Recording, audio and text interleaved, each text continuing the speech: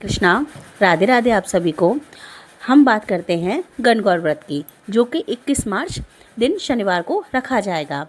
यह व्रत चैत्र मास की शुक्ल पक्ष की तृतीया तिथि को मनाया जाता है। इस दिन सौभाग्यवती स्त्रियां व्रत रखती हैं।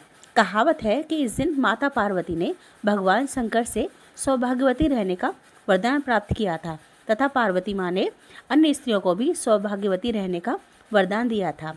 पूजन के समय रेणुका की मिट्टी का गौर बनाकर उस पर महावर और सिंदूर चढ़ाने का विशेष प्रावधान है। चंदन, अक्षत, धूपबत्ती, दीप नैवेद्य से पूजन करके भोग लगाया जाता है। विवाहित स्त्रियों को गौर पर चढ़ाए हुए सिंदूर को अपनी मांग में अवश्य लगाना चाहिए। चलिए शुरू करते हैं कथा। एक बार भगवान शंकर पार्वती जी एवं नारद जी के साथ भ्रमण करते हुए चले गए। वे चलते चलते चैत्र शुक्ल तृतीया को एक गांव में पहुंचे। उनका आना सुनकर ग्राम की निर्धन स्त्रियां उनके स्वागत के लिए थालियों में हल्दी अक्षत लेकर पूजन हेतु तुरंत पहुंच गईं। पार्वती जी ने उनके पूजा भाव को समझकर सारा सुहाग उन पर छिड़क दिया। वे अटल सुहाग को प्राप्त कर बैठी। धनी वर्ग की स्त्रियां थोड़ी देर बाद अनेक प्रकार के पकवान सोने चांदी के थालों में सजाकर पहुंची।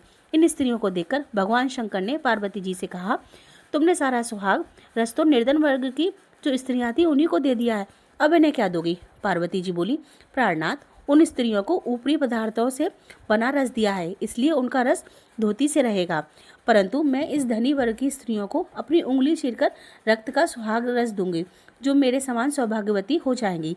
जब इन स्त्रियों ने पूजन समाप्त कर लिया तब पार्वती जी ने अपनी उंगली चीरकर उस रक्त को उनके ऊपर छिड़क दिया।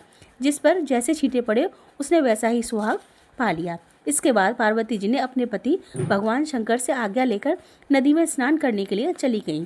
स्नान करने के पश्चात बालू की शिवजी की मूर्ति बनाकर पूजन किया, भोग लगाया, प्रदक्षिणा देकर 2 कड़ों में प्रसाद को खाकर मस्तक पर टीका लगाया।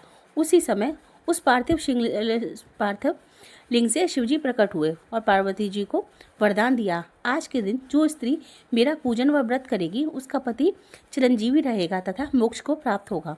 भगवान शिव से यह वरदान देकर माता पार्वती बहुत खुश हुई। इतना सब करते करते पार्वती जी को काफ़ी समय लग गया। पार्वती जी नदी के तट पर चलकर उस स्थान पर आई जहाँ पर भगवान शंकर व नारद जी को छोड़ गई थी। शिवजी ने विलंब से आने का कारण पूछा तो पार्वती माता ने कहा, मेरे भाई भावच नदी किनारे मिल गए थे। उन्होंने मुझसे दूध भात खाने को कहा और ठहरने का आग्रह किया, इसी कारण से आने में थोड़ी देर हो गई। ऐसा जानकर अंतर्यामी भगवान शिव भी दूध भात खाने के लालच में नदी के तट पर पहुंच गए। पार्वती जी ने मौन भाव से भगवान शिव जी का ही ध्यान करके प्रार्थना की, भगवान आप अपनी इस अनन्य दासी की लाज रखिए।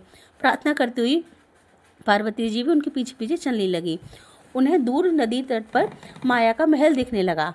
वहाँ महल के अंदर शिव जी के साले और सहलज ने शिव पार्वती का स्वागत किया। वे 2 दिन यहाँ रहे। तीसरे दिन पार्वती जी ने शिव जी से चलने के लिए कहा तो भगवान शिव चलने को तैयार न हुए। तब पार्वती जी ने रूठकर अकेले ही चल दी। ऐसी परिस्थिति में भगवान शिव को भी पार्वती माता के साथ चलना पड़ा। नारद जी भी साथ चल दिए। चलते चलते भगवान शंकर बोले, मैं तुम्हारे मायके में अपनी माला भूल गया हूँ। माला लाने के लिए पार्वती जी तैयार हुई तो भगवान शंकर ने पार्वती जी को न भेजकर नारद जी को भेजा। वह वहाँ पहुँचने पर नारद जी को कोई महल नजर नहीं आया। वहाँ दूर दूर तक जंगल ही जंगल था। सहसा बिजली कौंधी। नारद जी को शिव जी की एक माला एक पेड़ पर टंगी दिखाई दी। नारद जी ने माला उतारी और शिव जी के पास पहुंचकर यात्रा का कष्ट बताने लगे।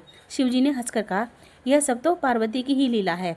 इस पर वह पार्वती जी बोली, मैं किस योग्य हूँ, यह सब तो आपकी ही कृपा है। ऐसा जानकर नारद जी ने माता पार्वती को और उनके पतिव्रत प्रभाव से उत्पन्न घटना की मुक्ति अपने कंठ से प्रशंसा की।